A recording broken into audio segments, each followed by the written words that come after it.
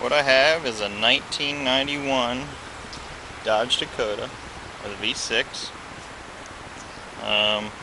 It's an automatic transmission. It's got rims from I think 2001. I'm not sure, and it might be 2000. But it's got the in '91 they went to the 6-lug bolt pattern, so which is kind of a pain, but I think it looks good with these rims on it. It's extended cab. It's big repainted. You can see a paint difference. There's just like a red. Shows up kind of good there. And now it's like a maroon. You can see where it's chipped. See a difference in paint. But anyway, interior's in pretty good shape. It's got the full bench seat in the back. I know it's a mess, but you get 3 car seats, so it's one of the reasons why I was after Dakota. Once I found that out, because of the full bench seat. It's a good little truck overall. It's got the tonneau cover on the bed.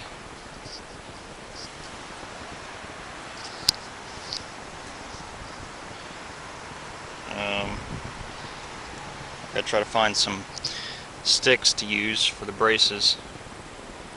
I didn't have a mirror. I got a rear view mirror for it, and this light switch wasn't right. They had a flip switch that you'd use to turn your lights on and off. The park light would work, but that'd be it when you pull on this. I took that apart, and the back side of the connector was a wire melted, so I fixed that. It's got a switch for the blower motor. It constantly works, even the keys are out of the ignition. So that's wired up hot. Got a nice CD player. I think something's not wired right because I can't set the time in it. Whenever you disconnect the wire, it automatically goes to 1 o'clock. So basically, you just have to, if you want your clock set, you just got to do that. It's not a big deal to me. Overdrive has a button over here by the lights. Didn't know that. The cruise, it does have cruise, but I don't think it works right. You go to set it, and it seems like it'll be okay for a minute, and then it starts speeding up. So every now and then I try it again and again, but it's pretty much just not use cruise. Truck has, I don't know if you're gonna be able to see this or not, but right now it has 155,000 miles. 580. It had 154 or something when I bought it. The truck came from down in Jackson, Ohio, about 2 hours south of me. The driver's seat belt I have to replace.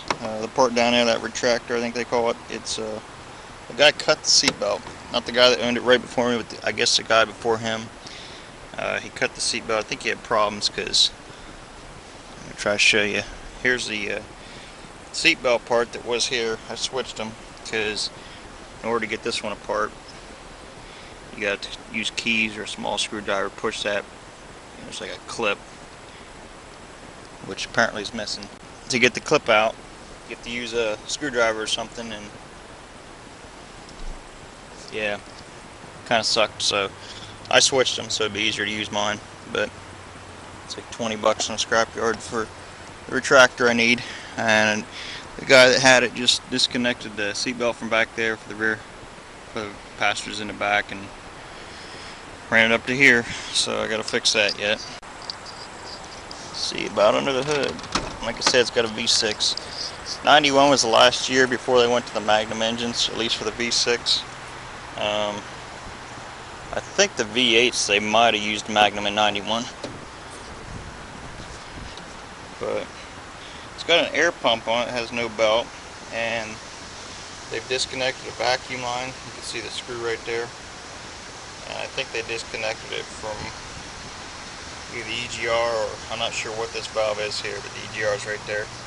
They cut some hose off and spliced. Looks like they spliced the two of them together. It does have a little bit of a high idle. So I'm probably gonna mess with that. I don't know yet. It's not a big deal. The only thing that annoys me is when I go to throw it in neutral, like you're coasting, and the idle just hangs up there until you get slowed way down. Almost stopped. It's got a transmission leak. I can't. It's leaking off the pan. Seems like it's worse if it sets at an angle in the driveway. But other than that, the body's in pretty good shape. There's a couple spots. Like here's some rust on the underside, but it's better than the last truck I had. Doors got a little rust to them. Front fender's right out. The bed looks good. Tailgate has some rust on the inside down at the bottom where it hinges. I really like this battery hold down. Yeah, I don't know what all to say about the truck. I like it overall. I guess they had optional fuel tank size. This has a 19-gallon fuel tank in it, and the standard one was a little smaller than that, which is, I think, kind of nice. I can get about 400 miles on a tank of gas. So since I go 60 miles a day, I work 4 days a week at least. Well, I work 6 days a week. It works out good for me. I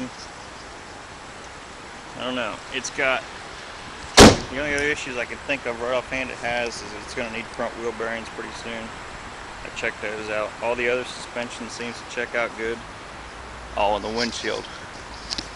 The windshield has a crack in it. Starts here, goes down, back up. It looks like it got hit here. Kind of broke out from there and then goes over. And another crack comes here and goes down and meets that one. There's the driver fender. Rust is kind of bad. This side I think is better than the other side. I got a MIG welder. I'm going to try to fix this. I will show you the one modification I did to it. The paint was popping pretty bad. I painted a number on the top of my truck. 53. Basically, I work on cars on the side, and the name I've given it is Alley 53 for working on the car. So it always seems like I'm at somebody's house in their alley working on it. And 53 was the address I lived at when I started doing that a lot, so that's why I picked that. I also like NASCAR, so I kind of like the number on the roof. And I'm a Dukes of Hazzard fan, so rather than put like a rebel flag and take off a lot of people, just decided to put the number on the roof. The roof paint was popping real bad, and there was actually bare spots, and you could see rust. So I want to do something kind of neat. I didn't do a good job sanding. I only used one grade of sandpaper. I should have used a fine one too, but it'll work. Worst case scenario, just do it again. It's just red primer paint. It matches kind of close. And you can see the difference in the tones there and there. This is the primer, obviously. And it's got like a rust-proof white paint. But I masked it off. I did good overall. There's a couple spots that aren't the greatest, but I think I spent 3 hours doing that from the time I started sanding, masking, painting.